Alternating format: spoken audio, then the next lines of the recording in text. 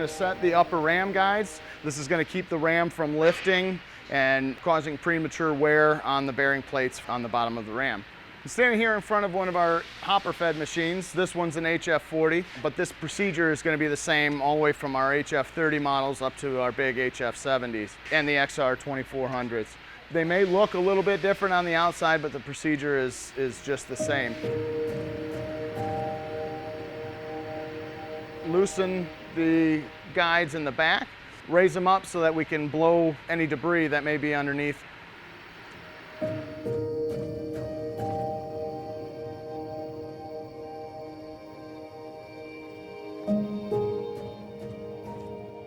We have the debris blown out from underneath the guide. We're ready to set it down onto the ram. So we'll just go ahead and loosen these bolts and just let gravity take it back to the top of the ram. Now the other thing is, you always want to kind of wiggle it around, make sure that it's sitting down on top of the ram and it didn't get stuck somewhere.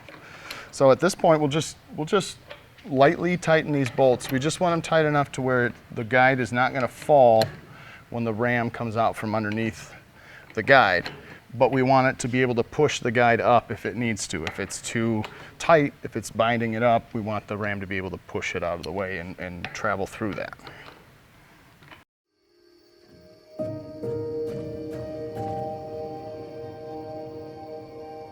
So we have the ram running right now.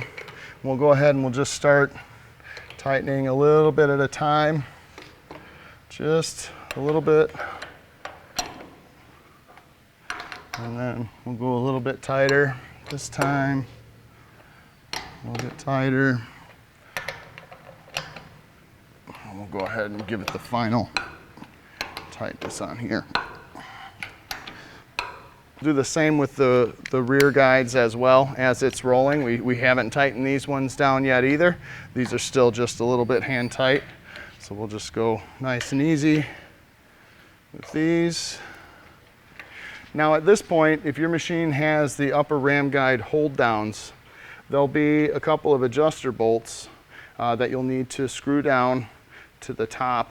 These bolts are not meant to push the guide down or to put any tension downwards. It's to create a stop so that the guide won't lift. If the ram gets something caught underneath it, we don't want it to be able to push this guide out of the way.